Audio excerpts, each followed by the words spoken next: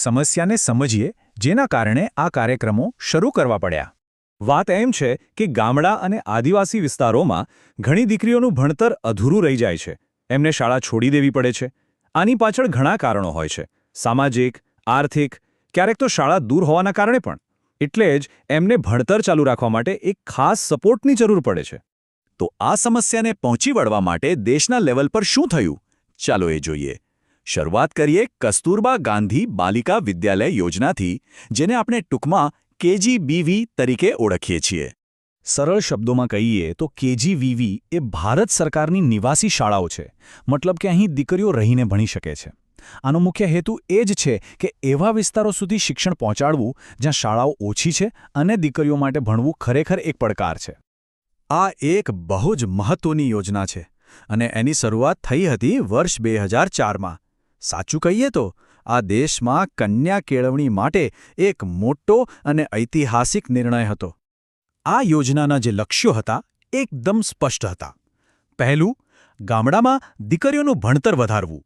બીજું, એ સુનિશ્ચિત કરવું કે તેઓ અધવચ્ચેથી શાળા ન છોડે. ત્રીજું, શિક્ષણમાં જે જાતિગત ભેદભાવ છે એને દૂર કરવો. અને ચોથું, ખાલી પુસ્તકીયું જ્ઞાન નહીં પણ એવો વિકાસ થાય જે સર્વાંગી હોય. જુઓ, આ માત્ર સગવડો નથી, આ તો દીકરીઓના ભણતરના રસ્તામાં જે પણ અડચણો આવે છે એને દૂર કરવાનો એક પ્રયાસ છે.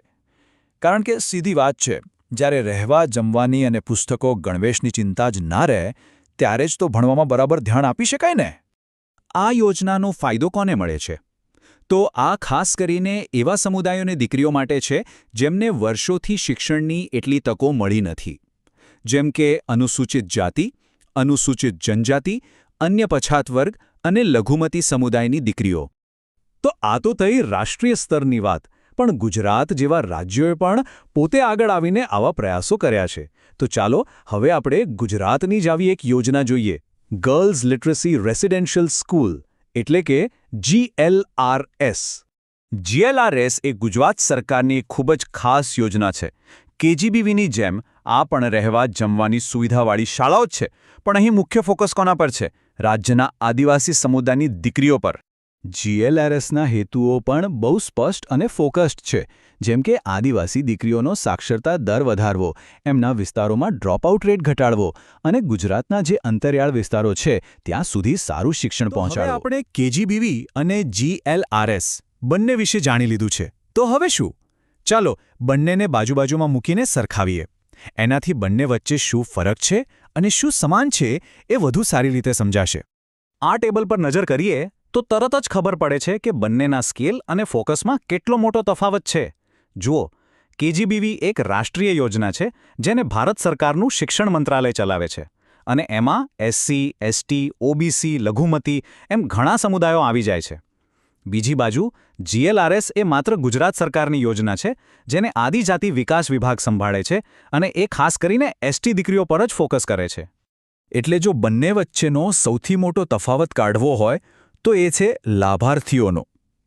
KGBVનો દાયરો ખૂબ મોટો છે, આખા દેશના અલગ અલગ વંચિત સમુદાયો.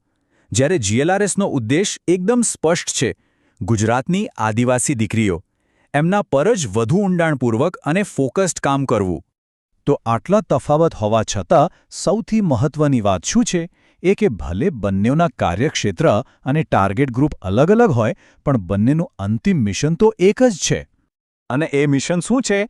એવા સમાજોમાં દીકરીઓના શિક્ષણ અને સાક્ષરતા દરમાં વધારો કરવો જ્યાં ખરેખર એની સૌથી વધારે જરૂર છે. આ બંને યોજનાઓ આ જ કામ કરી રહી છે. આ બંને યોજનાઓ દીકરીઓને એક સુરક્ષિત, સલામત અને સપોર્ટિવ વાતાવરણ પૂરું પાડે છે. અને એનાથી શું થાય છે? દીકરીઓ બધી ચિંતાઓ છોડીને માત્ર પોતાના અભ્યાસ પર ધ્યાન આપી શકે છે. આ નિવાસી સુવિધાની સૌથી મોટી તાકાત છે. આખરે આપણે એમ કહી શકીએ કે આ માત્ર શાળાઓ નથી, આ તો શિક્ષણમાં જાતિગત સમાનતા લાવવા માટેના ખૂબ જ શક્તિશાળી સાધનો છે.